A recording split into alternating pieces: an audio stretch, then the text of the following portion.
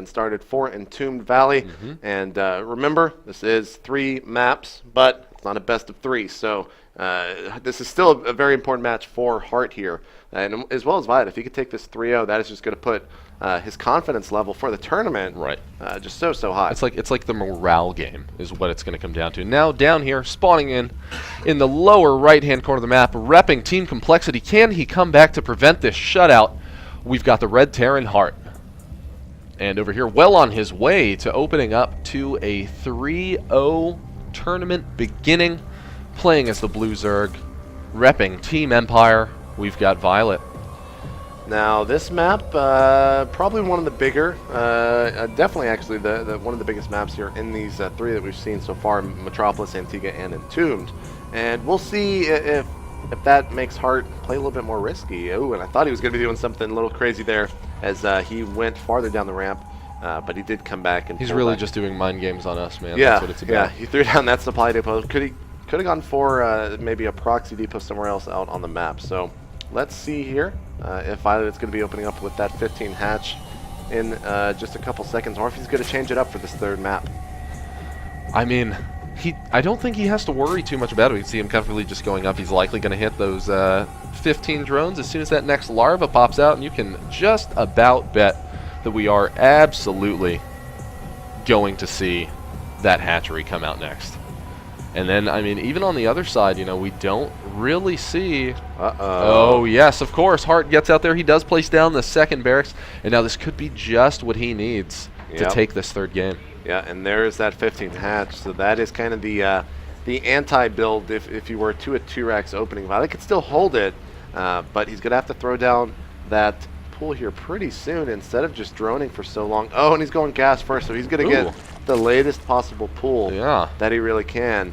And oh wow, because of the drone scout, oh wow, he will not see the 2nd rack. So once he pops up in here, he's going to be expecting a command center out for Hart. It's actually going to get trapped in the main base. Violet is basically not getting a break whatsoever in this map, and he will not be ready for this attack at all. Yeah, so Violet's going to have a pretty rough time defending this. This is actually just about the roughest scenario that he possibly could have had. Of course, he gets over there and steals the gas, but there's no way that Hart cares at all about that. Yeah. Says, yes, please leave your drone in my main so that I can continue to 2-racks you.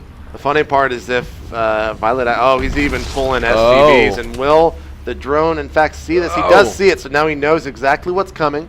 Will he let this hatch finish? It looks like he is going to. Absolutely. The pool is going to be finishing here in just a couple seconds. There he goes. He needs to pull some drones here to help him out. Now he's going to have enough money. He's going to be able to get the queen out there anyway. He does have the Zerglings coming out. He needs to start that queen production out at the natural, because that queen is going to be an integral part of this defense. Having that extra ranged unit, being able to help you out. Oh, man, will he be able to get the supply blocked? Oh, man, wow. So that actually means that we aren't going to be able to see a lot more production out of Violet until he finishes up that current Overlord that's being produced over there. The bunker does finish. It is in range of the hatchery, of course, and that means that this hatchery is pretty much guaranteed to go down, and man, Hart just has such a massive lead going into this 3rd game. Yeah, I mean, like I said, Violet actually did everything bad in terms of defending against this. Not that he played bad or anything. He was basically playing fine. He was scouting like he should, but he did not see this early racks proxied out. And I mean, this is going to be falling. It's going to die here, no matter what he can do. I mean, the spine collar is actually being taken out. He was even supply blocked from that Overlord, so he's just not catching a break here in this 3rd map. Yeah, now Violet's doing really the only thing in his book that could possibly come back from this, right? He just finished up his Baneling Nest, and now he's going to be morphing in those Banelings. He needs to get that 5th Baneling out there so that he can crush through all of these. Really what he needs to hope for is just that instant where those Marines are going to be exposed enough for him to land a Baneling. Yeah, and onto their damaged Marines. Oh, and of course he goes. Oh, wow! And they go into the 3rd bunker there, and it's looking like Violet could potentially clean this up. And oh man, as long as he splits out those SCVs, this actually puts him in such a rough position. And wow, there is actually still an entirely full bunker of Marines. Yeah, and the SCVs actually were not taken out either. So he's simply just going to repair this, and even back at home, we see that the command center has been started. He's been replenishing that SCV count back at home. And Hart could just do exactly what we're seeing here. He's going to pull those SCVs back, put them back to mining, only leave one Marine in these bunkers, and he's so far ahead economically that he can really afford to do whatever he wants in this game. As long as he creates units, well, I mean, he will win. He's already got his orbital command out. He has 10 extra workers, right? It's 25 to 15 at this point in the game. And Violet just is in a rough spot. Yeah. He will not actually get any more units than he currently possesses. Probably going to be waiting for this last Baneling to finish before going down the ramp. And yeah, and even when he goes down the ramp, like even if he crushes through this, it actually doesn't matter at this point because Heart's already made the smart decision. He's already taken back all of his SCVs just about. Yeah, and there we go. And as long as he spreads out these Marines, he actually has a good shot at killing a whole lot of these units too. Oh, now Violet gets out there. He is able to clean it up. And but at what cost, JP? I mean, Heart's so far ahead. I'm not sure if Violet can really come back into this, but he did just drone very hard back at home. He had about 250 minerals to get back into the game. The wall-off is there, though. And let's see if he can get the depot up in time. Will he let that... ooh, okay. So he's not going to go up the ramp. He sees how many Marines there as well, seeing that bunker. Yeah. So let's see what Violet actually does here. And really in that situation, it could have been very beneficial to Heart to just put his Marines on stop so that he didn't know that those extra Marines were up there, so he could hopefully kill a few more of those Zerglings. But of course, at this point, he's probably not worried too much about that. Now we have 2 tech labs being thrown down. The one is already finished and has started on the stim research. Of course, those bunkers out in the front of the base are now turning into free minerals for Heart since his aggression has stopped. He also started Combat Shield before Stim canceled, opting to get Stim out faster than Combat Shield. But there we go, like you see in that tech lab coming down. Into RDA 3rd, CC coming in, and somewhat of a timing here moving out with these Marines. Oh, wow. Okay, so Violet actually canceling that hatchery, and it looks like he's just going to go for it. He is getting double gas here, so he's going to go for a big one-base Baneling bust on his opponent.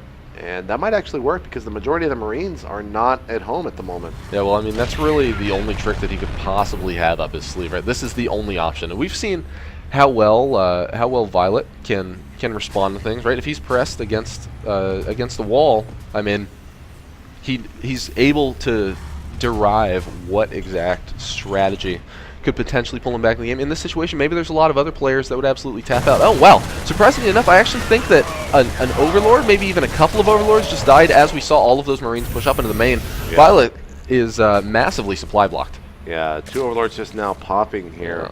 Yeah. He is already up to 450 gas, so that should signal a huge Baneling morph right outside. And if Violet, yeah, okay, he's turning them all into Banelings now, using up all of that gas. But he actually only has a few Zerglings to continue the cleanup. That's 18 Banelings coming in, with only 6 more Zerglings coming in behind them. And now there's only, so that's only going to be 12 Zerglings out there.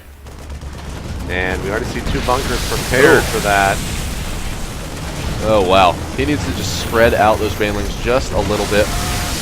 Oh, man. Yeah. Oh, and there it goes. So Violet's forced to tap out. Heart finding the light at the end of the tunnel, able to take one of the games in that 3-game series. Yeah, so it is 2-1, Violet, of course, winning that. But like we said, all 3 maps are played out because in the case of a tiebreaker, we can determine by maps who actually is the better player here at this tournament. So, guys, thank you so much for watching the free broadcast.